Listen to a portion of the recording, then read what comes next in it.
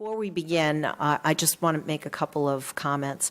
First, I want to welcome our provost and dean of the medical school, Dr. Mark Tikachinsky, who's just leading really tremendous efforts on the medical school side with my amazing colleague, James Bonco. And Dr. Grunwald, our dean of biomedical, who is my co-director of the course and who's kind of walked me through how we do all these things here at Jefferson. There's really remarkable developments in education, and there are people here at Jefferson and people at Philadelphia University who get what it means to be strategic design thinkers. Bon is leading a tremendous effort to change the way we think about delivering medical school education. And the students really get it.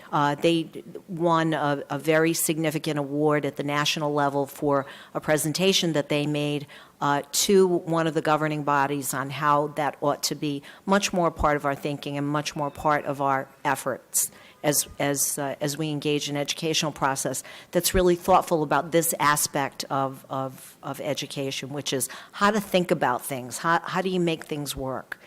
And at Philadelphia University, we have one of the leaders of that directional change here to talk to us about the remarkable things that they're doing there. I think you know, a lot of the things that we work on kind of defy gravity, and it's expressed in the way that our students and your students find expression in all of that. Natalie, in addition to her work, was also one of our judges at our hackathon on the wearables track. So that was actually our very first engagement together. And I can tell you, it's really producing remarkable results. And without any further ado, I want to welcome our colleague and friend and person who thinks big thoughts, Natalie Nixon. Thank you.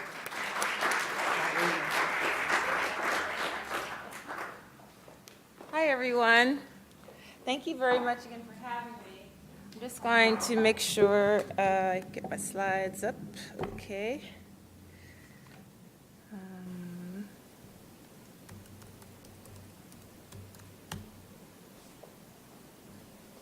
Okay, so,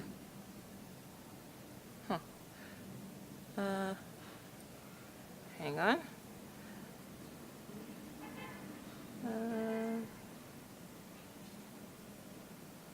All right.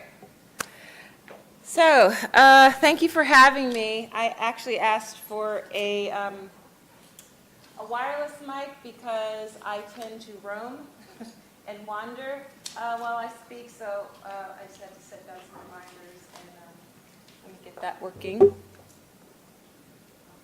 So can you guys hear me fine? Yeah, thank you. It's nice to see some familiar faces in the audience, and thank you for the warm introduction, Donna, and to my new colleagues at Jefferson University. I'm really excited to be here. Let me just grab my clicker. I decided to call my remarks that I'm going to give today, and Donna, would you mind giving me a heads up when I'm maybe like 15 minutes before 1, so I respect everyone's time. Okay, so I decided to call my remarks Blurred Boundaries, because a lot of what my work has been dedicated to is to explore what I began to really consider a lot of false dichotomies. And I know that the science shows that our brains are really not designed as left brain, right brain, for example. And if you've spent any time at the Philadelphia Museum of Art and checked out the Bruce Mal exhibit, which I highly recommend, Bruce Mal was trained as a graphic designer, and he considers himself an enterprise designer, which I love, and I like to consider myself an enterprise designer. But he has a great manifesto, and one of the things he talks about is this false dichotomy between the suits and the creatives. And a lot of what we've done at Philadelphia University, when I launched the Strategic Design MBA program, was to really boldly and creatively disrupt graduate business school education by starting something like the Strategic Design MBA program. Since I am in a medical college, I want to start with a personal story that intersects with what I'm going to speak on today, as well as your life's work. And that has to do with the story of my dad, who passed away, sadly, November of 2012, and he died of non-Hodgkin's lymphoma. And I want to recount a story that really made me, it distilled for me so clearly the way we've been approaching, the way we frame problems, and the way we define ideas.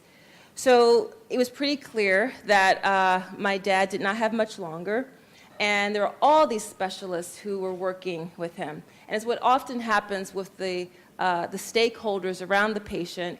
My family experienced that the nurses were like the ultimate go-to practitioners who we could count on to really update us and help us to decipher a lot of confusing information that was coming to us at lightning speed.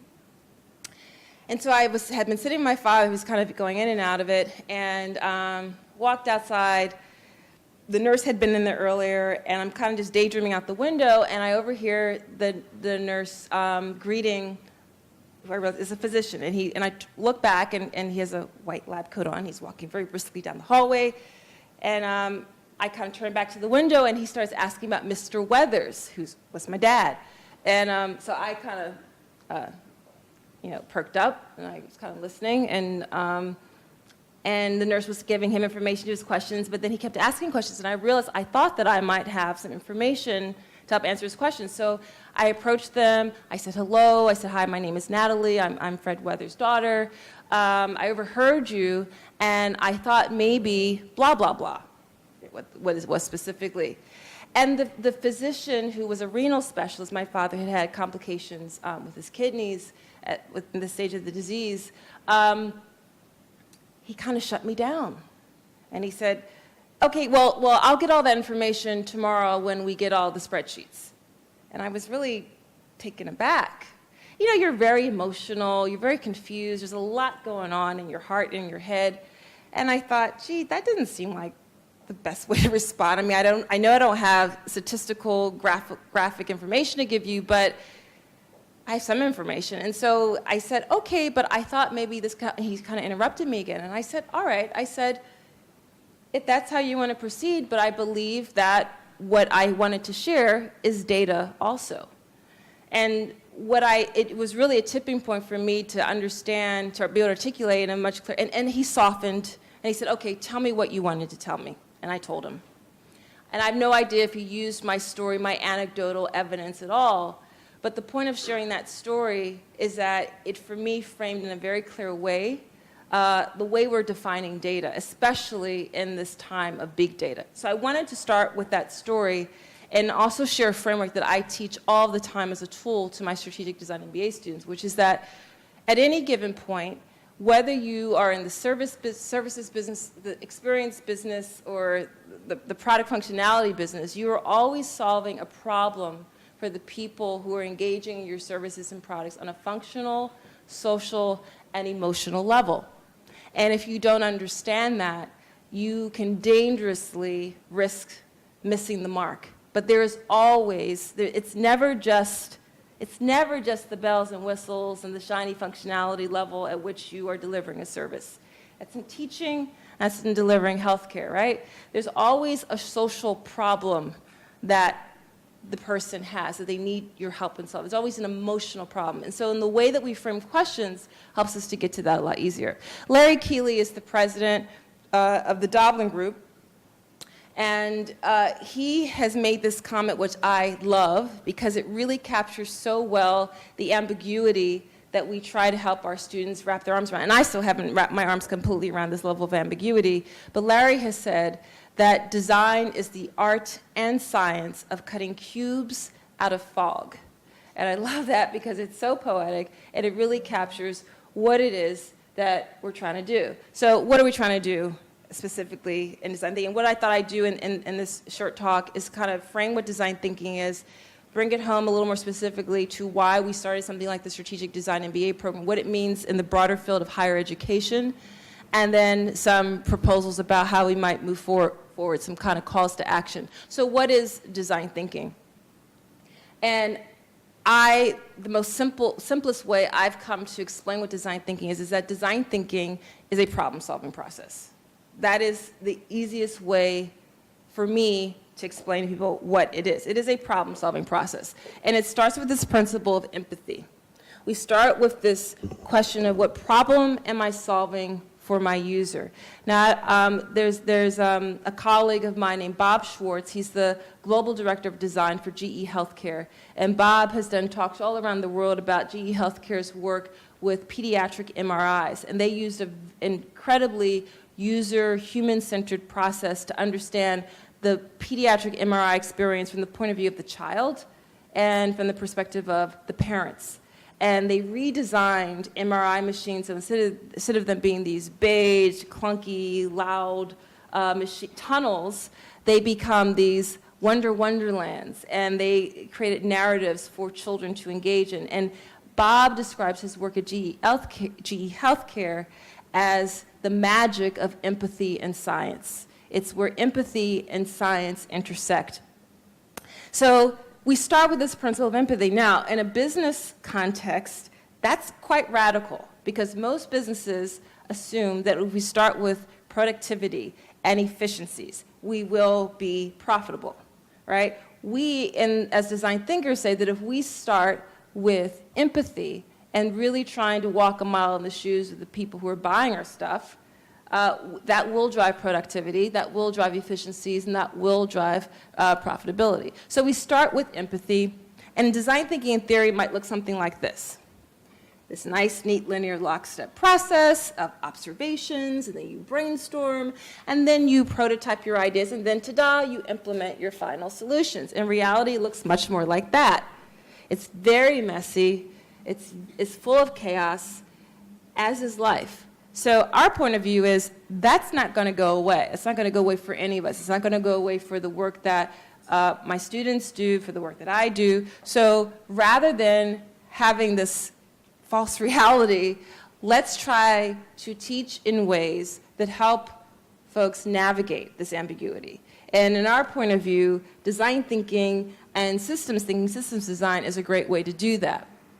So here's the definition that I often use. Design thinking is this problem-solving process that designers use, and we transfer that process over to the design of the intangible. So away from the design of furniture and building structures and garments to the design of services and experiences and processes. And more specifically in the Strategic Design MBA program, to the design of marketing strategies, operations, and management. So this slide is kind of a snapshot, but what I really love observing is when my students really get that accounting is actually a design tool, because a balance sheet is telling us a story. It's a snapshot in time about choices that have been made about resources. Organizations can be designed, and services can also be designed. The gentleman on the left is Herb Simon. And Herb Simon was a Nobel Peace Prize-winning economist. He was also considered by some as the grandpapa of artificial intelligence. And Herb Simon said that everyone is a designer. And management especially needs this competency. So what I introduce you to Herb Simon, or reintroduce some to Herb Simon, just to remind you that if you are about applying the following four principles that I'm going to outline, you too are a designer, and you can design the intangible. So we go through a process of a lot of ebbs and flows of divergent choices, thinking really broadly, pie in the sky, blue sky, big picture thinking, to convergent thinking. And it's not stagnant like this screen. It's this wonderful ebb and flow going back and forth between divergent and convergent thinking. The four things that I always highlight about design thinking are as follows. We start with an empathic stance. We're always asking the question of what problem am I solving for the people who engage with the services, products, experiences, or processes that I'm delivering. We also engage in related world thinking. Some people refer to this as lateral thinking. That's the ability to connect the dots between seemingly disparate areas. The third principle is prototyping. That's the ability to engage in rough draft, ugly mock-ups before we have this beautiful, gilded, pretty object on the shelf that we said we're going to invest millions of dollars in. Have we really tested it? Prototyping helps us to embrace failure. And the fourth principle is stories. I'm going to give you examples of each. Empathy. Empathy starts with human conversations. Empathy starts with that physician had his schedule, his day, his training allowed him to look me in the eyes, get a sense of where I might have been in my mindset. I'm the daughter of this really sick man, and I say, hey, I think I have some information. Our conversation could have gone a totally different way, right? So empathy starts with human conversations. Empathy as a methodology also means that we incorporate a lot of the work of the anthropologist. I have a very loopy background. I have a background in anthropology and fashion. And I love that I use my background every single day. And the anthropologist has a very different lens than that of sociologists and economists and political scientists and the humanities. The anthropologist has what I call the worm's eye view, not the bird's eye view. The bird's eye view is essential. The quant is absolutely essential because the quant helps us to see the patterns. But it doesn't tell us why people are doing what they're doing. It just says it's very descriptive, and that's a great place to start. But we got to dive down deeply to understand from the point of view of the people, why are they behaving in this way? And we have to get out of the four walls of our boardrooms, of our classrooms, of our meeting rooms, and get onto the ground to understand what is driving certain behaviors. Because what people say is not always what they do. And we know this. Anytime, if you stop at a focus group, that's a big no-no, because there's the sheep mentality. There's like, I don't really think that's the greatest thing since sliced bread, but I don't know anybody here, and if everyone else says it, I'm not going to speak up, right? So it's very problematic. It's loaded with a lot of flaws. The second principle of design thinking is related world thinking, or lateral thinking. And there was an excellent essay that was published about almost 4 years ago now by a surgeon named Atul Gawande, who's also a writer. And Atul Gawande publishes a lot in New Yorker magazine. And he wrote a great essay called What Hospitals Can Learn from the Cheesecake Factory Restaurant. His point of view was, when I look at an ER, there's a lot of stuff going on. And sometimes for the non-professional, it looks like the left hand doesn't know what the right hand is doing. I earned money through going through college, working for a lot of caterers, worked in the back of the house of a lot of restaurants. It's crazy. It's a lot going on. But his point was, somehow the Cheesecake Factory restaurant gets consistent food delivery out every single night. How do they do that? Maybe, just maybe, he's saying, there's something that healthcare might learn from the hospitality industry. So that's a great example of related worlds thinking. Related worlds thinking also reminds us to go to the margins, to go to the people who have the highest touch with the folks who we're serving. They actually are the greatest repositories of the data. As a qualitative researcher, we believe strongly in that those conversations, those observations yield really important deep data. The third principle I highlight is prototyping. Prototyping teaches us to fail early and often. And these two examples of prototypes are actually very nice, shiny, pretty prototypes. I'm talking about sketches, Play-Doh, twisty fingers made out of pipe cleaners, really rough draft, ugly mock-ups that prompt people to ask, why did you put that there? Or I don't understand what that is. I always remind my students the worst result of a prototype you can get when you go out into the field and you show it to people is, oh, that's great, I love it, don't change a thing.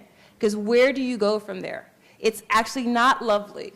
You suffer from my beautiful babyitis, right? When you fall in love with your product or your service. And there's nothing wrong with it. Don't criticize it. We must critique it earlier and more often before we launch it. So the financial services industry has gotten much better at prototyping, and healthcare as well. So Independence Blue Cross has done a great job, especially at the pre-launch of the Affordable Care Act, to really go out and understand how can we become top of mind when the Affordable Care Act passes, by being out and present in different communities and being kind of thought leaders and very accessible to people. We'll go to them. They don't have to come to us.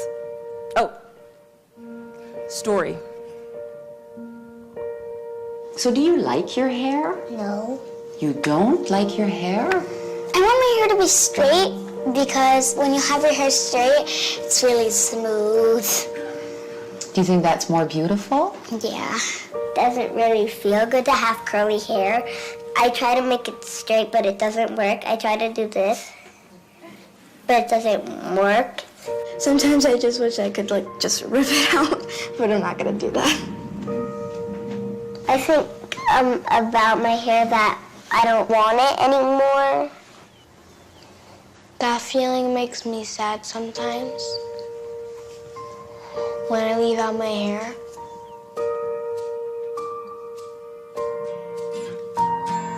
Hey now, honey, you know you're amazing every day. Let your hair loose and play. Don't hide your curls away.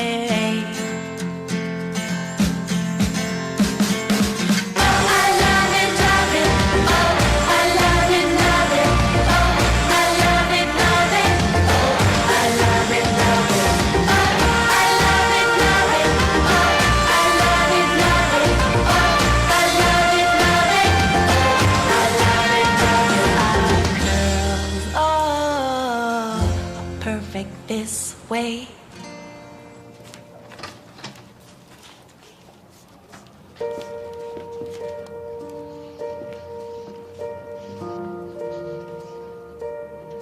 One, two, three, four. We all love our girls. We all love our hair. We all love our girls. We all love our hair. We all love our girls. We all love our hair.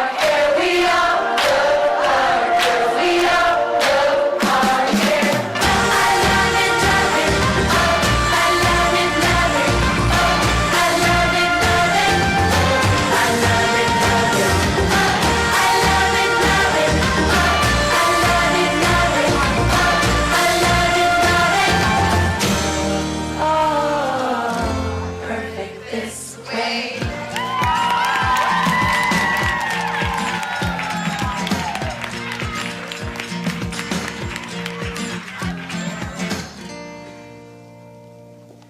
So,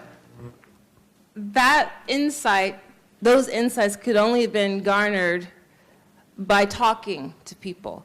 And what's interesting about this one example is that the most innovative companies today have posted short films on YouTube which have gone viral, never once mentioning bottle shampoo until the very end. Chipotle, despite all the problems they've been having of late, has had a 2-minute video where Coldplay did the lead song, that was a song by Willie Nelson. The Cannes Film Festival ended up developing an entire new award category for their 2-minute viral commercial. It was all about the food industrial complex and valuing locally sourced food. Never once did you see a burrito. Taiwan Bank has a series, which is a real tearjerker, which is never once do they mention interest rates or deposit slips, but it's all about what you value in life. What does all this mean at the end? Why are we saving all this money? So storytelling is truth-telling. And the only way we get to the stories is talking to people. And stories are data. So those are the 4 things I always like to highlight. Once again, that would be empathy, related world thinking, prototyping, and story. Oops, sorry. Okay, so let me put some more context in terms of what's going on now in terms of higher ed. I work in an industry that has a really flawed business model. The industry of higher ed has said that our value proposition is in our intellectual capital. And our intellectual capital are the faculty and libraries. Well, Wikipedia, Khan Academy, YouTube, lynda.com, Coursera, MOOCs have completely blown that out the water. So what's my value proposition? And I'm going to give you 3 quick examples of what's down the pike. And not even down the pike, it's here. So this young woman's name is Grace J. Grace was featured in Philadelphia Magazine about 2 years ago. She wrote an essay about deciding after being a stellar student at Central High School, she's not going to go to college. She's going to take some gap years. And the ROI doesn't make sense to her, the amount of debt that she could rack up. And she decided to work, and she talked about the story of having to defend and explain that choice. But she's not alone. This is a much more and more common choice. This idea that young people want to be able to curate their education, and they're understanding that there's different ways to learn, especially experientially. It turns out now Grace is now going to university in Australia. She owns a row house in South Philly. She is showing up as an undergraduate student in a much more evolved way than some of her peers. This little boy is part of a project that's based in West Philly. It's called Tiny WPA. It was started by Alex Gilliam. And Alex uses design and visible design in the community to build playgrounds and benches and structures with kids, teaching them real skills that gets all types of members of the community engaged. But what's really important about this example is that it's all about experiential learning and doing. And this young woman is Tiffany Pham. Tiffany, unlike Grace, did go forward ahead. Yale undergrad, Harvard MBA, really impressive pedigree. Is on the board of New York City Ballet now. She's co-produced several award-winning Sundance independent films. And she started this really cool this online platform business called Mogul. And Mogul is a peer contributed content online platform for young women. Now, what I think is also really interesting is that one of the verticals of Mogul is, wait for it, they offer courses. They offer education, $9 per month subscription to learn whatever your heart desires that you're not getting at university, that you're not getting in high school. So when we think about the future of ed, we have to be thinking in much more agile, adaptive ways that resonate more with the way people are currently learning and the way people want to learn. Let's really observe, how are people learning? How do people want to learn? That automatically, necessarily leads us to understand, if we're talking about the future of ed, it necessarily, for me, means we have to be thinking about the future of work. So the future of work is one where we have to think of the fact, if you look on the upper left-hand corner, we're talking about the share economy. Some people argue that's not really a share economy, it's the gig economy, but think of Airbnb, Uber. We also know that healthcare has been incredibly disrupted, as has higher ed. The cost of healthcare combined with where the Affordable Care Act could take us, triple bottom line mindset when we're starting businesses and organizations is really essential. So triple bottom line refers to people, profit, and planet when we're building and designing things.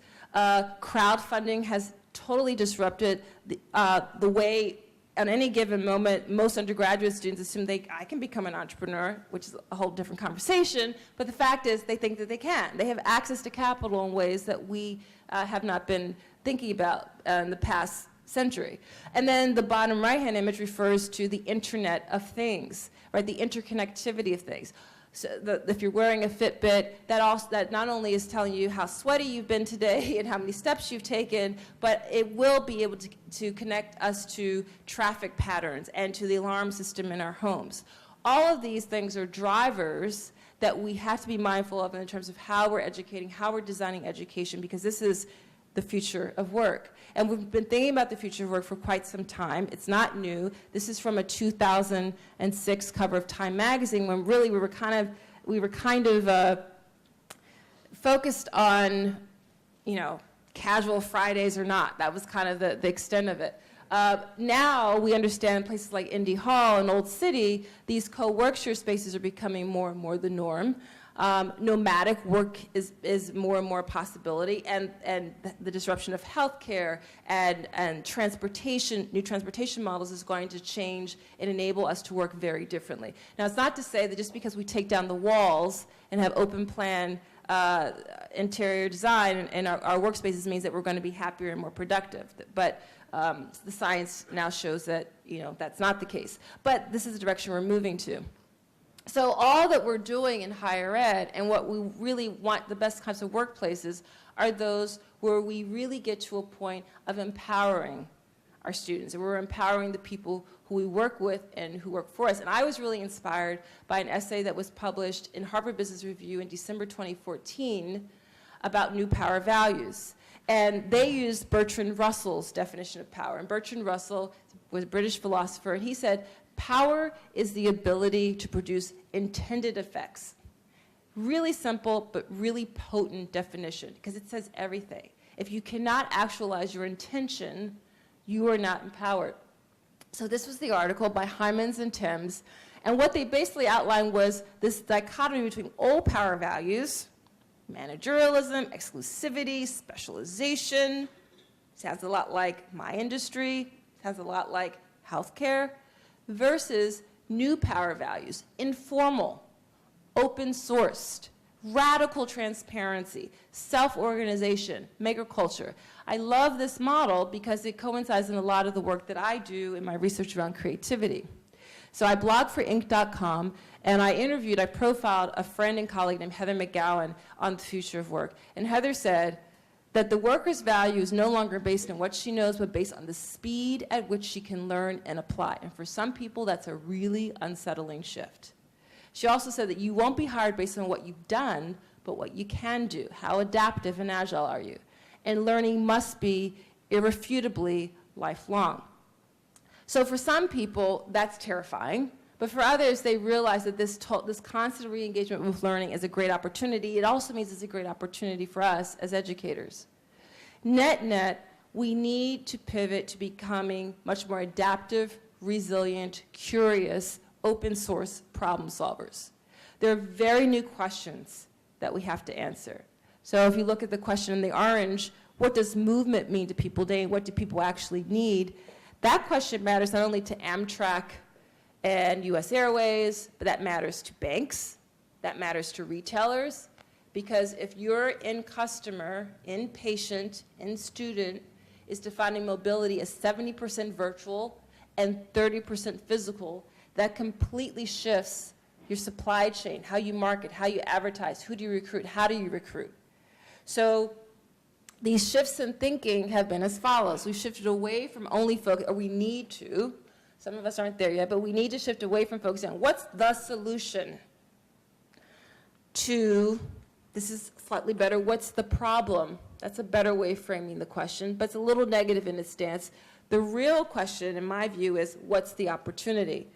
The other shift we could make is instead of a dichotomy of right, wrong, the shift that's more interesting to me is better, worse, because that allows for the ambiguity that we have to get more comfortable with.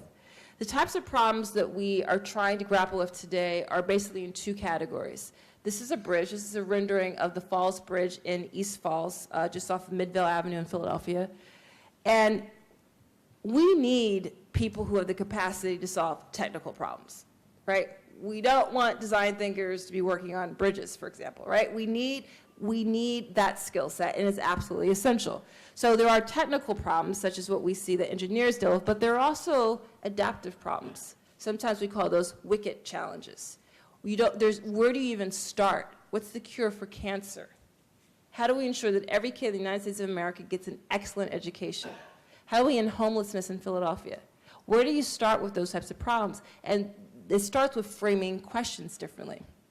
So to take you through what I take my students through in framing questions, if you're Toys R Us, is this the question you ask? How do we get parents to buy more toys? Or is this the question you ask? How do kids play? It's a very different method of inquiry. If you're Gillette, do you ask this question, how do we sell more shavers, when you're standing in the supermarket line and every pop culture magazine has the hot rod actors with 5 o'clock shadow? You know, so the question would be, when men shave, why are they even shaving today? And is the question our students did at projectwithlamps.com, is the question we've got to increase our market share in lamps, or is the question, what's illumination? That's much more interesting, and it could lead you to more interesting verticals. So Heather McGowan, I just referenced her, and her colleague Ellen DeResta, they developed this really cool diagram. They said, let's say we're trying to innovate a toaster oven. Well, if you're only trying to optimize, you might frame the question like this: how do we make a cheaper toaster more quickly? If you're trying to improve, the question might be framed as, how do we make a better toaster? That's getting a little more interesting. But then we might want to even ask, well, what are all the ways we could toast bread? Who says you need to use a toaster? And finally, to get to a new value proposition, you want to frame the question as such: is there a better way to achieve those attributes? And as you see, visually, the lines get a lot more squiggly and the ambiguity increases. So why are we in this state right now? What brings us to today? We are all operating in a very VUCA environment that's volatile, uncertain, complex, and ambiguous. And that mnemonic actually comes from our U.S. military after we first entered Afghanistan, where certainly the terrain was volatile and uncertain and complex and ambiguous. Kodak, remember Kodak? Didn't get that memo. So Kodak said, oh yeah, we actually had the technology for how we currently capture memories. But they said, nah, why wouldn't people keep wanting to throw away those canisters and have piles of the, that contribute to landfill? And they said, yeah, we have observed that people are using this thingamajig a lot more, but we're okay. Too big to fail. Always a dangerous place when you look in your rearview mirror and you see no one in the rearview mirror. That's when you really have to be on your A game. And so what happened is we don't really reference Kodak at all when we're talking about capturing memories. So why does all of this matter?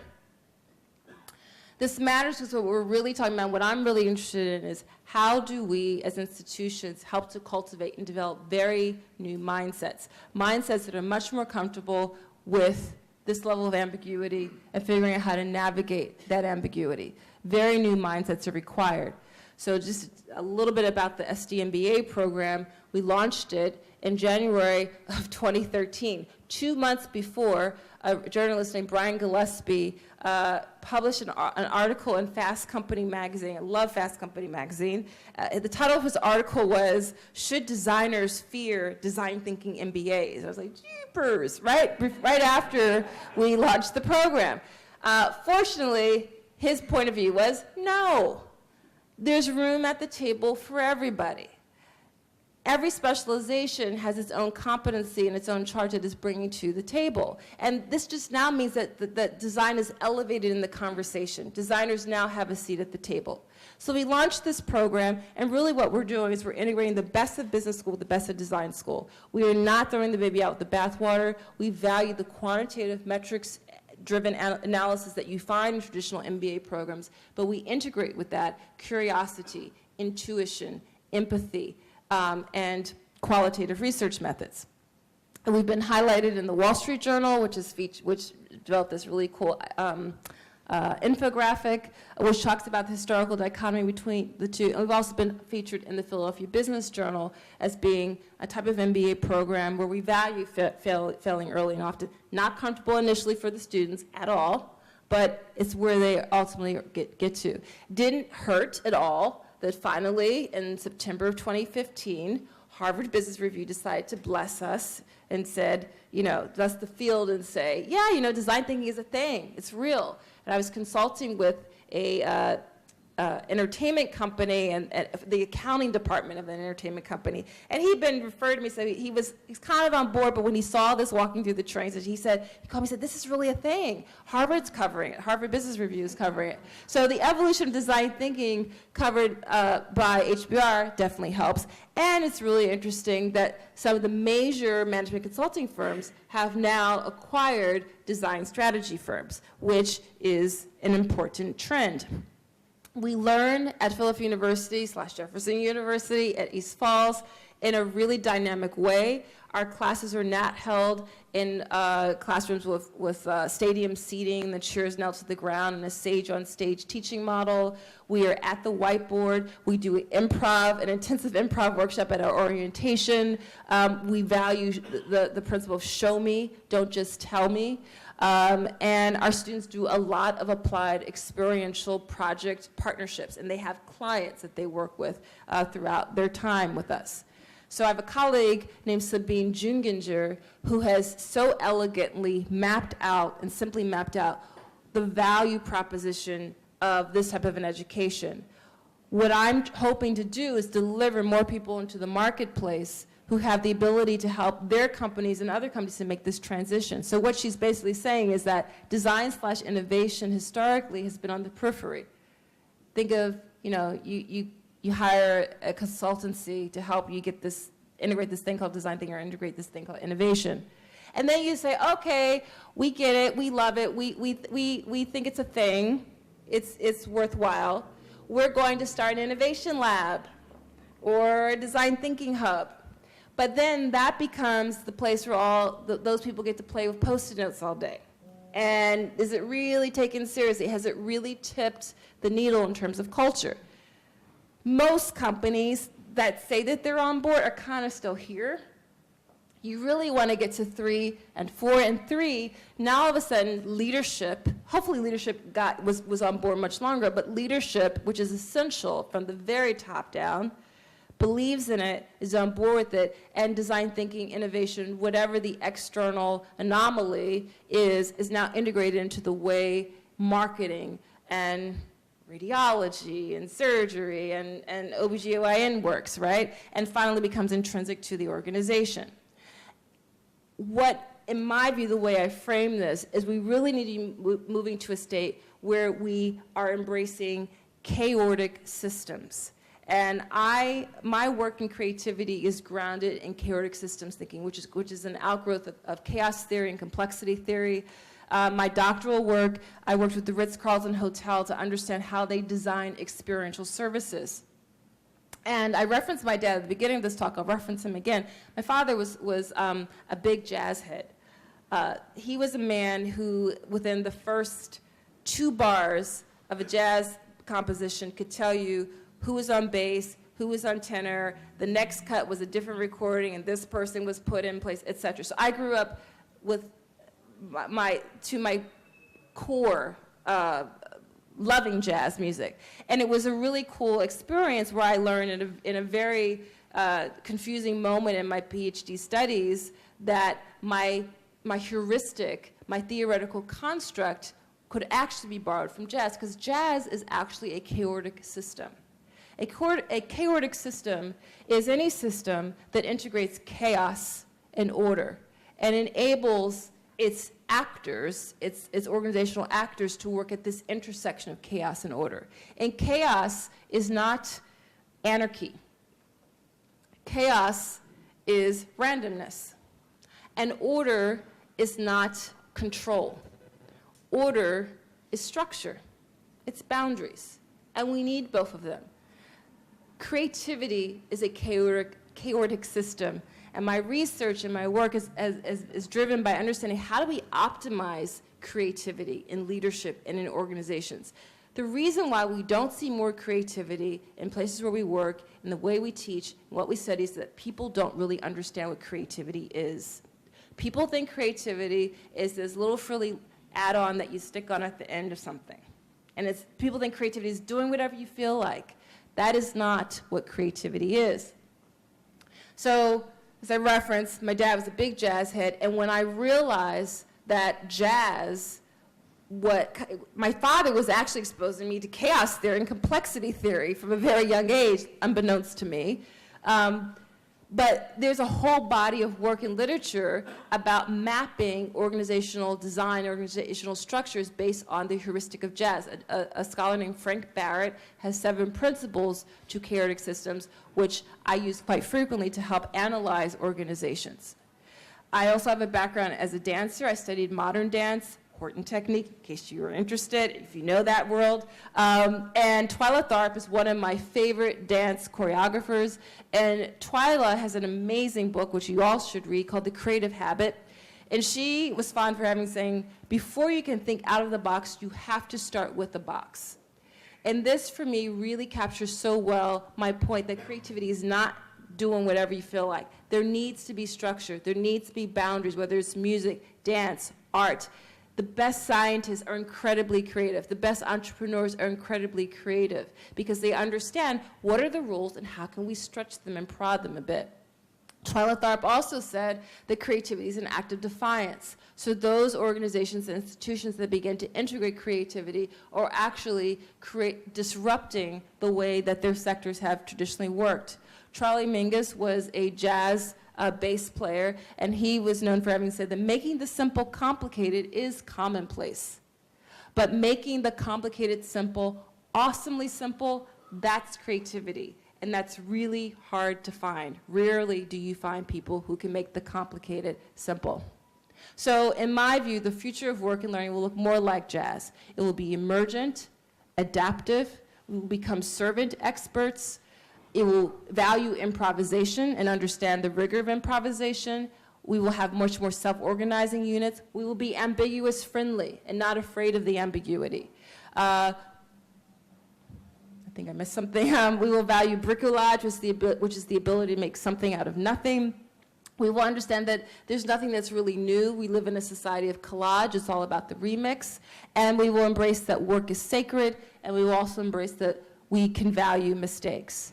So to conclude, I call this talk Blurred Boundaries, to really explore this blurring, this ambiguity that we have to embrace, that we have to become more comfortable with. When I want to leave you with our four takeaway ideas.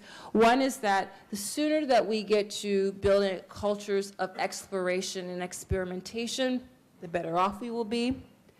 Imagination is critical. It's key, and having environments, everything from the way spaces feel and look when we walk into, to the way we train our employees and our students and educate our students is really critical. Imagination leads to that critical skill set of curiosity.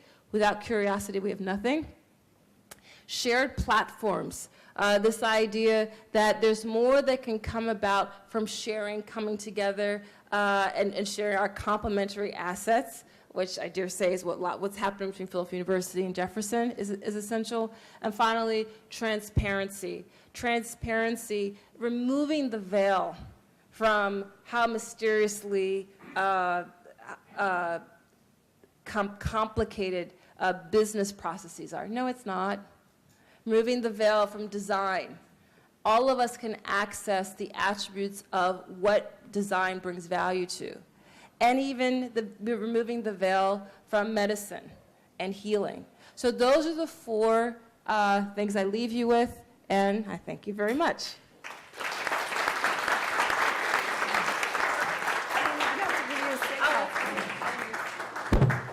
So those of you that have attended our series know that we end with a Q&A session with our honored guest. Just want to make one or two short observations. First, those of you who were raised Catholic remember the concept of imprimatur.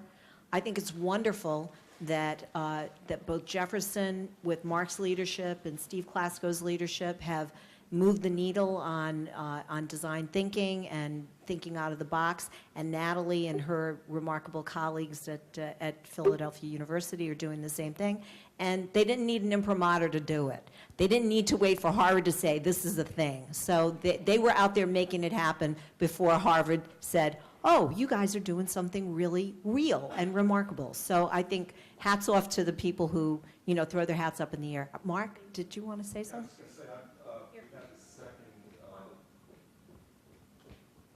Just so happens today, Steve Spinelli is going to be here, and Steve and I and Kathy Gallagher are going to do another town hall for the faculty. And having spent the last hour in here, I think I'm going to just jettison the talk. And did we tape this?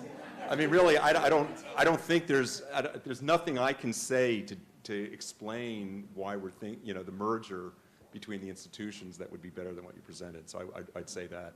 I think from a comment standpoint, I think the word that stands out for me on that board is not strategic and not design, but it's the thinking. And I think really at the end of the day, because we've got to ask ourselves, what's the value proposition? And you've laid out this incredible tableau of ways of teaching and formats and everything. And at the end of the day, a university is only going to be a subset of that. And if we think we're going to make ourselves so relevant that we will displace or encompass all of that, that's never going to happen. I think the genie's out of the box. What's clear is we will have a role, and the question is, where does that role? And I would say that the role is really in cultivating higher order thinking modalities and ways of thinking. And I think that's just embedded throughout the talk. So sort of giving meaning to what I just said is probably going to be the fun exercise. No, I think you're absolutely right. The way I've thought through what you've eloquently said is that the university is hopefully will be a much more creative driver in this process, but it's a process part of an ecosystem. and an ecosystem that is dynamic, that is self-organizing, that is emergent. One of the things I didn't mention, I should have, the philosophy and principles of chaotic systems thinking comes from D. Hock. D. Hock was the founder of Visa International, the credit card company, Visa cards that most of us have in our wallets. And he kept getting promoted in the financial services banking industry.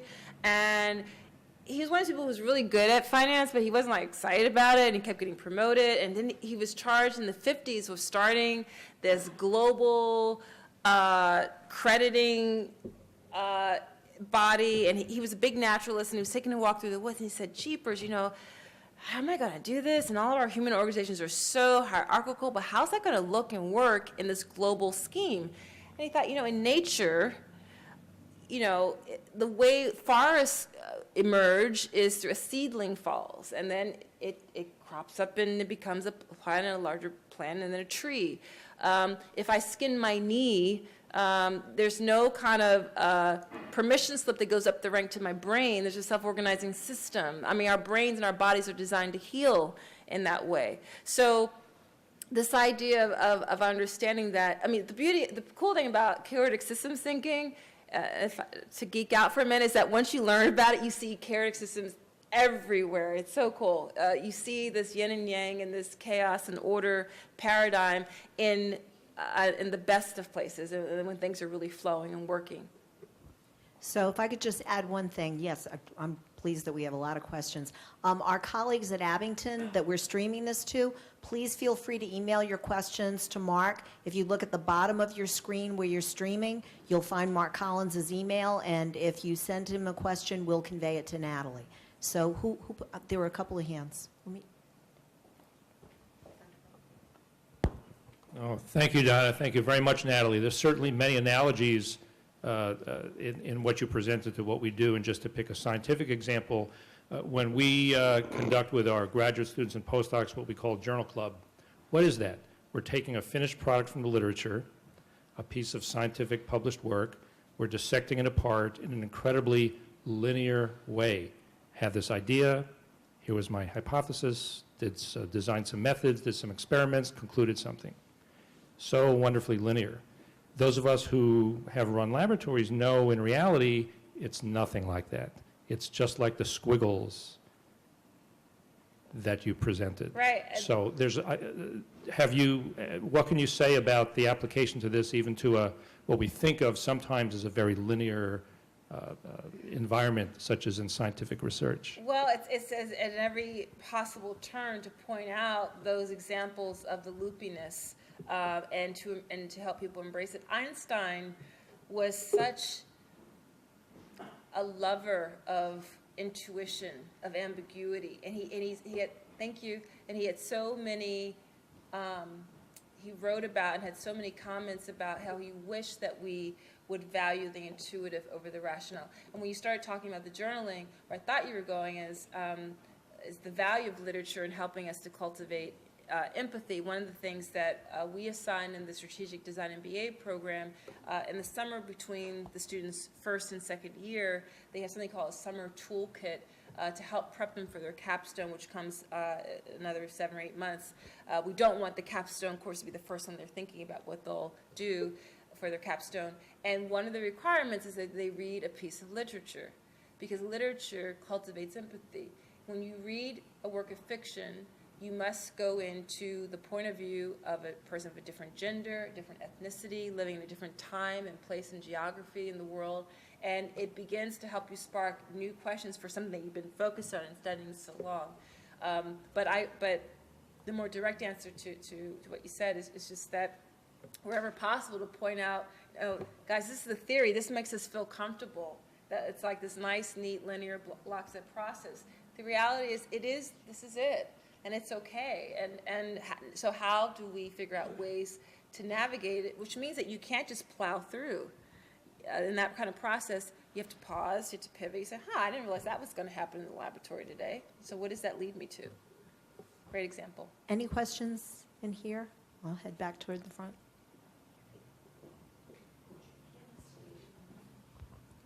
That is fantastic. Thank you. As a systems engineer, this is all beautiful, and just like you, I like to think that everybody is a systems thinker. It's just some of us realized a little more of that than others, that's all. One of the things I would invite you to comment on, there's much to talk about obviously, but is you mentioned about technical problems versus adaptive problems. And I wonder if the formulation should really be, if you're really dealing with a technical problem, from this point of view, you have to unask the question and ask until it becomes an adaptive problem, because you haven't asked the question properly, that you're only seeing it as a technical problem, until it becomes an adaptive problem, because at the end of the day, we still live in the world. So it's not a problem to handle at that level. So from a systems point of view, it seems like you really have to back up some and not really pose it as a one versus the other, but rather one subsumes the other, and you have to ask a question at a broader perspective. Just invite your comments on that. No, I think that's great. I didn't mean to set it up as a dichotomy. I was just saying that they coexist. I'm thinking when you said in my bridge example of a technical problem, and reframing the question and making sure was that the question that should be answered. If the question is, how do we get across this body of water, there's a number of ways we could do that. One of the ways might be to build a bridge, which require these sets of skills.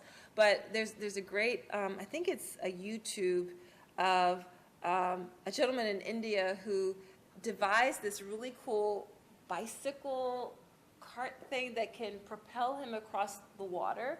And it was kind of during monsoon seasons, and it was just amazing. It was something that came out of lateral thinking, reframing the question, prototyping over and over to adapt to an answer that did require some of the technical expertise. So thank you for that. I think that so much of it is, sometimes maybe it isn't actually a technical question. It is about reframing the question.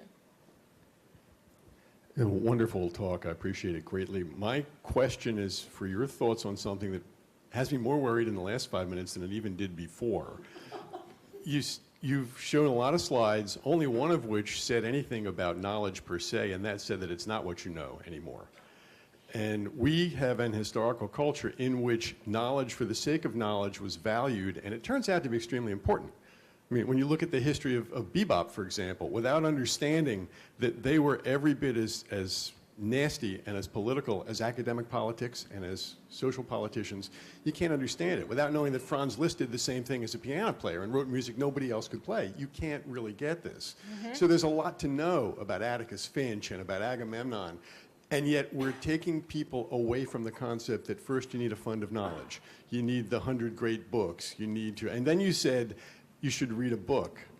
Right. But we grew up believing that you should read lots and lots of books all the time and know lots of things, and I still find great value in that because you can go to it without having to look it up on the internet. What is the role of knowledge for knowledge's sake today in the changed educational culture that you just described? Well, I think the role of knowledge is to help you to be that adaptive, agile person. If your tank is only a quarter full, the knowledge you're talking about are those boundaries, it's the order part and chaotic systems thinking. You have to have that as a foundation to understand what can I rebound off of. The whole point of, for example, the definition of a PhD is that you've contributed to the field of knowledge. The only way that you can prove that you've done that is to know what has come before and to know what is currently going on. So I'm Heather McGowan's comment I took to mean not that you forsake knowledge and curiosity and having this robust array and arsenal of being well-read and understanding literature and science and history and all the things that the liberal arts, for example, gives us. I have a liberal arts background. I value it highly, but it's understanding that it doesn't stop there. And one of the things that the liberal arts has traditionally done is kind of stopped at the siloed, I am an expert in this. Hopefully, that arsenal of knowledge prepares you to be much more adaptive and flexible. And I think that's the point I was trying to make. Who's telling them they need it, though? That's what I'm not hearing. Well, that's a good point. That's a good question. His question was, well, who's telling them that they, young people, students, need this knowledge? I think there's a lot of competing factors and variables. I think a lot of what's going on is that because we have access to a quick YouTube video or a TED Talk or a lynda.com course, we're conflating that with deep knowledge and expertise, and that has a lot to do with all of the complications currently in our educational system. And unfortunately, we don't have a society right now in the United States where we're valuing speed and we're valuing plugging in the answers, filling in the circles with the number 2 pencil over questioning, pondering, and thinking through a problem. So it's a much larger systems challenge than what I even began to touch on here. But I understand your point. I get it. So this will be our last question. Eric Wickstrom. Okay. Well, Dr. Nixon, your talk really resonated for me coming from the Laboratory for Molecular Design. I thought about the Bruce Mao exhibit and Elon Musk's book about 0 to 1, and it fits everything I've seen in my lab. We start with some sort of structure and then get whatever results we're going to get and try to figure them out. So that is all wonderful in my view. I even find it necessary in my teaching to take the students from the book learning to assembling molecules with models with their hands. Nice. At which point they have to start all over because it's suddenly hard for them. Or even I've tried recently the flipped classroom where we do homework problems in the class, and was sort of astonished at how much trouble they had relative to just giving them the assignment and getting the stuff back later. So I think this is a whole valuable and productive direction for us. Great, thank you. I think a lot of what you're talking about is mindset. It's about how you're being trained to think through ideas and problems, and it's time on task. Whatever you've been spending a lot of time on, how you've been practicing learning, that's what you get really good at. As someone who was fortunate to grow up in the arts through dance, that model of education is very different. It's a lot more learning by doing. It's a lot more constant assessment. It's not this numerical grade that I get at the end. I have to learn to fail because I have to audition. Sometimes I don't get picked. That doesn't feel good, and you got to get through that. And so it's a different acculturation process. It's a different way of learning. So I think that the more we expose our students, I mean, at Phillips University, when we made the big shift to going from a university consisting of 6 schools and consisting of 3 colleges to now having a core curriculum at the undergraduate level of design thinking and business models and systems thinking and ethnographic research methods for accounting majors and engineering students and fashion students and design and industrial design students, our biggest unintended consequence in learning was that we were inheriting a group of freshmen who had been through years of high school where they kept asking us, well, what do you want at the end? How many pages does it have to be? Right, so we had to unteach a lot of that, and we said, we don't actually even care what your final insights are. We care about the process, and we care how you reflect in a metacognitive way on this process. And we care about what you learn about yourself and about others, and how you start to frame and reframe and pivot and go back and then revise. That's what we care about, and that's what we are evaluating. So a lot of it, I think, simply put, maybe oversimply put, is time on task. So I want to thank Dr. Nixon for this remarkable talk and invite all of you, as you know, to join us at Jazz for lunch. I'm sure there'll be at least a couple of people who are thinking, I should have asked her that question. You're going to get a chance to it at lunch. May I add one more thing? Oh, of course. A shameless plug. So I published a book in the fall called Strategic Design Thinking, Innovation in Products, Services, Experiences, and Beyond. And I invite you to take a look at the book. It's available on Amazon.com, and I can give Donna the discount code if you buy directly from Bloomsbury.